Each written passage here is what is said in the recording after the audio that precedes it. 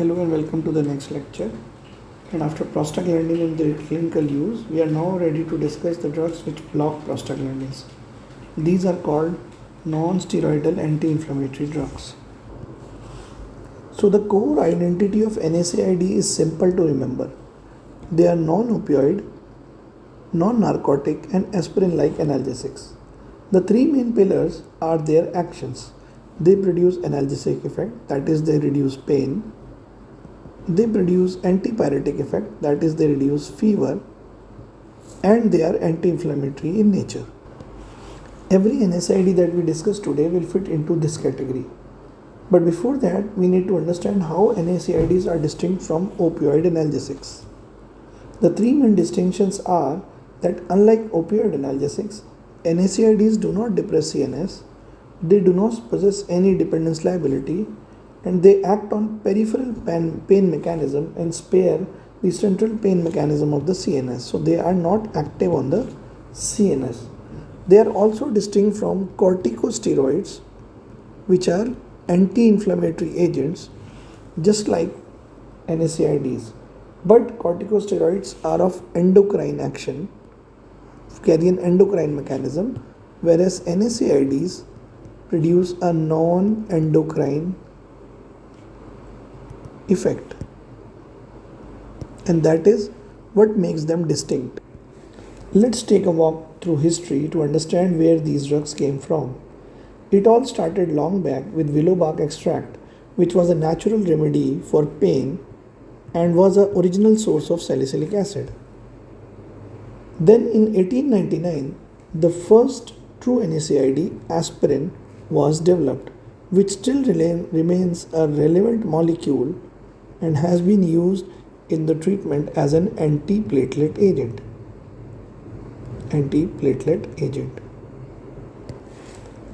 Then in earlier 20th century, we saw the synthesis of two early NSAIDs, phenylbutazone and indomethacin. And today we have a variety of NSAIDs which have multiple uses and better selectivity. So let's classify NSAIDs, and the NSAIDs can also be classified based on their chemical nature. But the best way to classify is on the basis of their target, that is COX or cyclooxygenase enzyme, and how the drugs show selectivity towards this enzyme. The non-selective COX inhibitors, they block COX-1 as well as COX-2 almost with equal affinity. And these include drugs like aspirin, ibuprofen, diclofenac and naproxen. Preferential COX-2 inhibitor on the other hand lean towards COX-2 but still have some COX-1 inhibitory activity. These include drugs like nimesulide and meloxicam. And lastly, selective COX-2 inhibitors, also known as COX-SIBs, are designed to spare COX-1 almost entirely, and they include drugs like celecoxib and etirocoxib.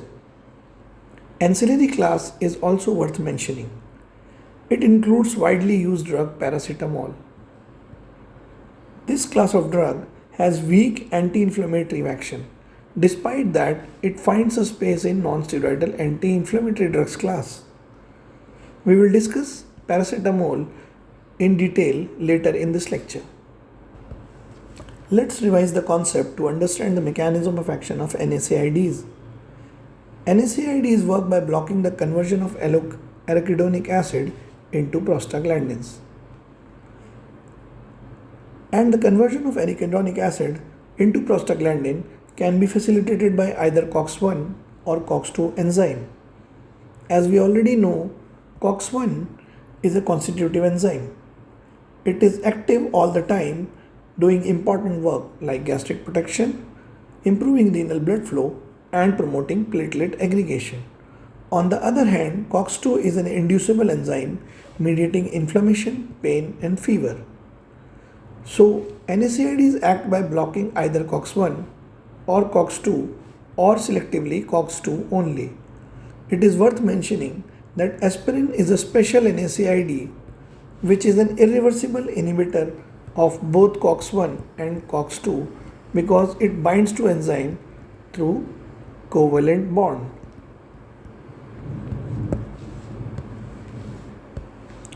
So, what are the pharmacological actions of NSAIDs?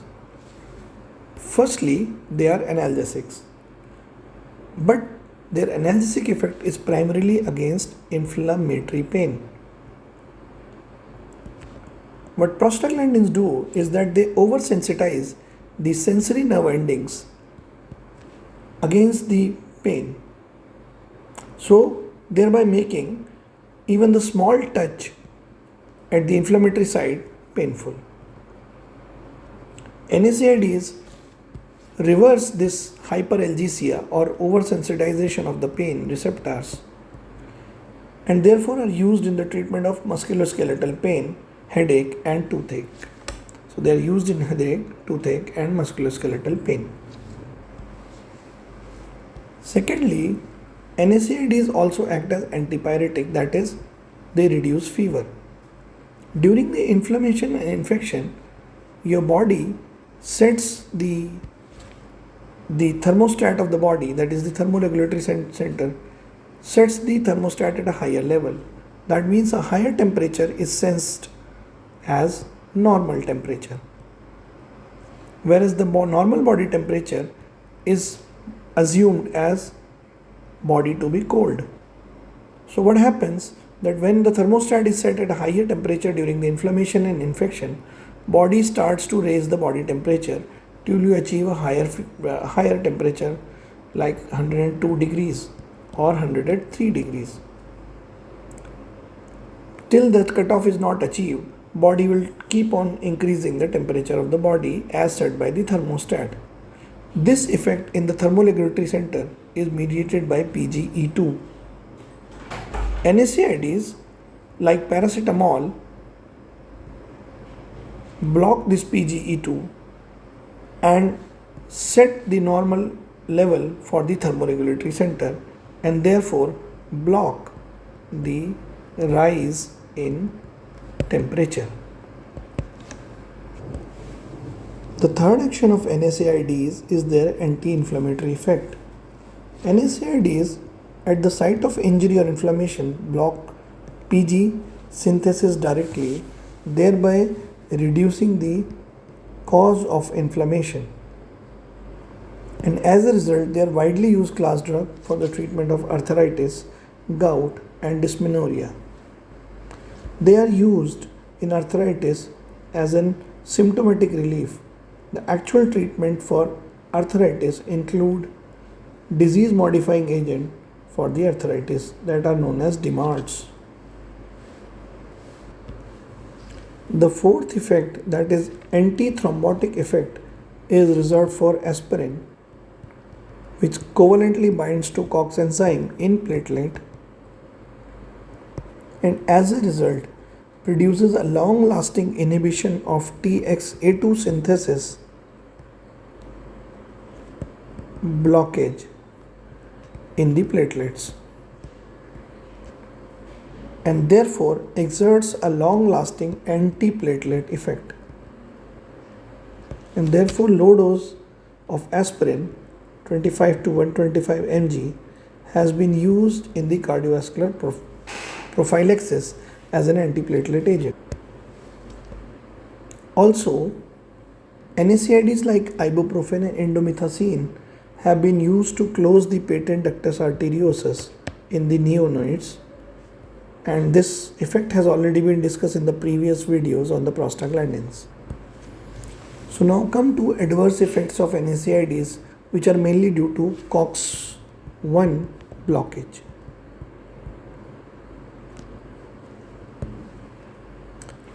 Gastric irritation, ulcers and bleeding is the most common side effect of all NSAIDs, and it is mainly due to decreased mucus and bicarbonate production associated with COX-1 inhibition.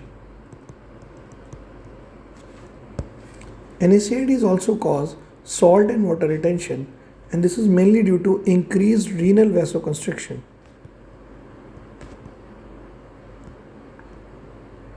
due to decreased Pg levels, and this effect is mainly seen in the afferent arterioles of the kidney, leading to decreased renal blood flow.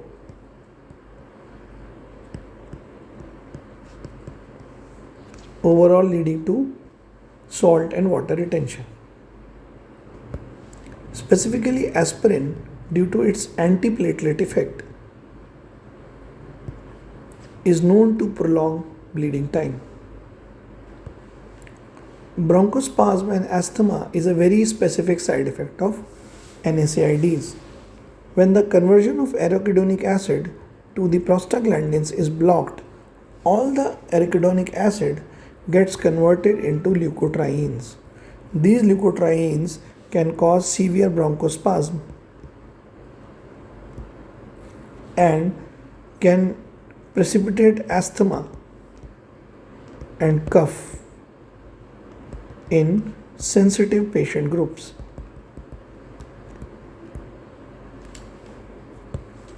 Additionally, prolonged labor and premature ductus arteriosus closure is observed with inappropriate use of NSAIDs in late pregnancy. A way to avoid the side effects of COX-1 inhibition is to use selective COX-2 inhibitors. However, there is a clinical trade-off in using selective COX-2 inhibitors. With the use of selective COX-2 inhibitors, there is a decreased risk of side effects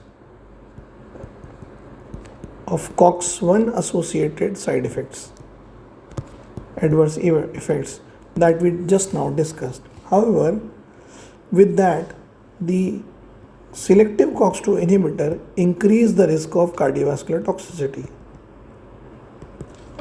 So what happens is that when you do not inhibit COX-1 activity increases, which leads to increased production of thromboxane A2 in platelets, which leads to increased aggregatory effect.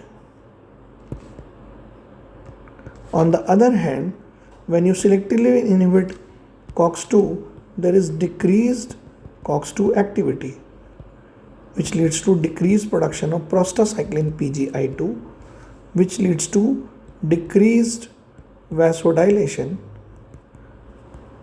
or increased vasoconstriction. This increased vasoconstriction, along with increased platelet aggregation, overall increases the risk of thrombosis or infarction.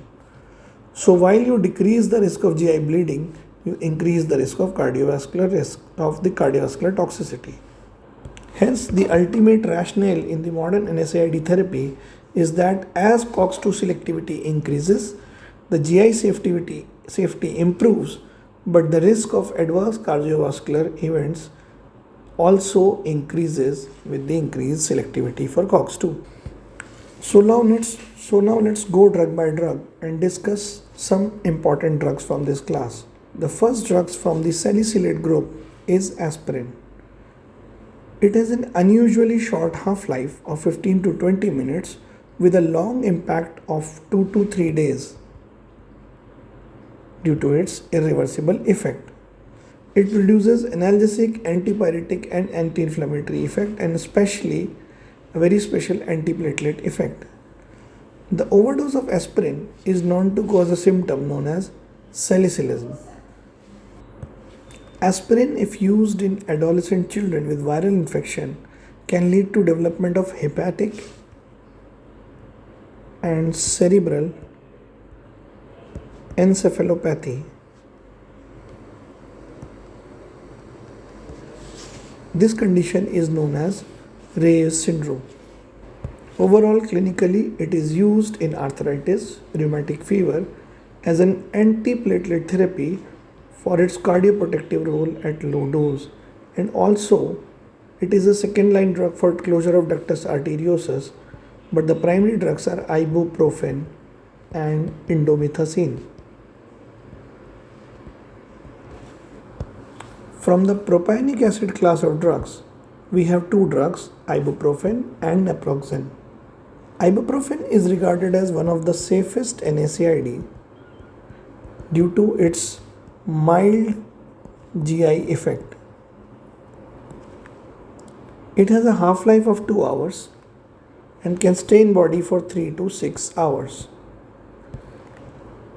Ibuprofen, however, has a specific effect that it interferes with the aspirin's cardioprotective effect.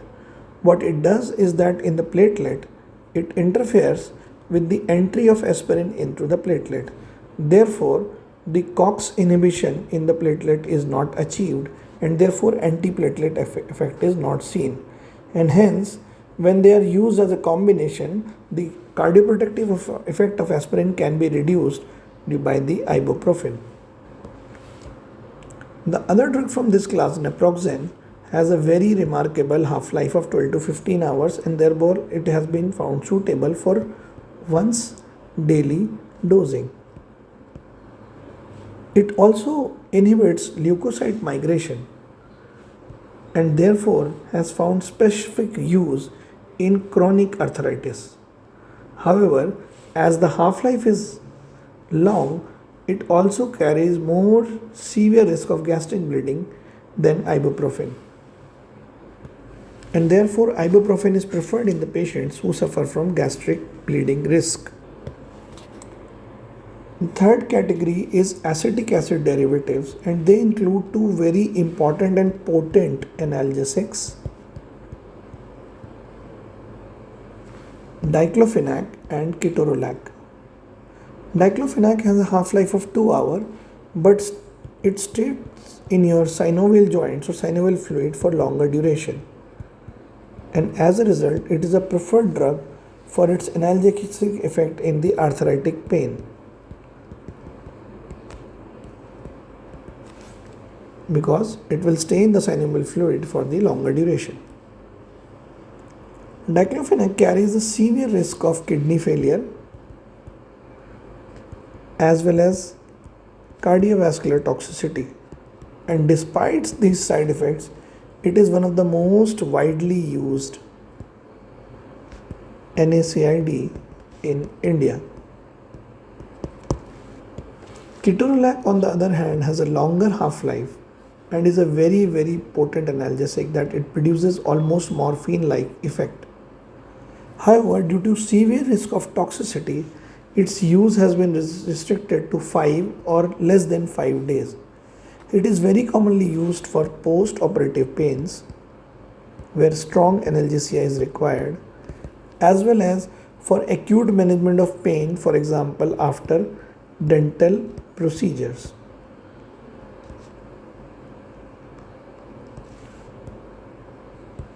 Let's look at two potent but toxic agents, indomethacin, which is indole derivative, and piroxicam, that is oxycams or enol derivatives. Indomethacin was one of the early and classical NSAIDs with a moderate half-life, but its use had been severely stopped due to its serious CNS toxicity and its effect on bone marrow, that it causes bone marrow depression. Therefore, its use has been reserved in extreme cases, and specifically it has been found a use in closure of the ductus arteriosus. On the other hand, piroxicam is an oxycam with a half-life of as long as 48 hours. However, to achieve the steady state in plasma, dosing of 5 to 7 days is required. It has a long T-half which increases its efficacy as well as COX-1 associated toxicity. Therefore, there is a highly increased risk of GI bleeding, and that has been a limiting factor in the frequent clinical use of piroxicam. If we look at the COX-2 targeted therapies, we find common drugs like nimesulide and celecoxib. Nimesulide is a preferential COX-2 inhibitor, but its use has now been It has been almost withdrawn from the market across the globe due to its severe hepatic toxicity, and it has been where its use has not been it has not been withdrawn from the market. Its use has been explicitly banned in children. On the other hand, celecoxib or other coxibs are selective COX-2 inhibitor with a very good half-life, which also make them suitable for once or twice daily dosing. And in the patient who do not carry a cardiovascular risk, if the cardiovascular risk is low, it can increase GI safety and also decrease renal toxicity. Remember, it does not eliminate renal toxicity or GI toxicity. It increases the safety and minimizes the toxicity risk, and therefore is preferred for chronic use cases like arthritis, where the medication is to be taken for very long durations. And the last drug we are going to talk about is paracetamol, which is an outlier having only effect in the CNS. It is mainly an analgesic and antipyretic with weak COX inhibitory activity. It has almost nil COX inhibitory activity in the periphery, and mainly its COX inhibitory activity is seen in the CNS. The crucial distinction from other NSA anti-inflammatory drugs is that it is negligibly anti-inflammatory and mainly analgesic and antipyretic, where it acts, as we have already discussed, by inhibiting PGE2 synthesis in the thermoregulatory center,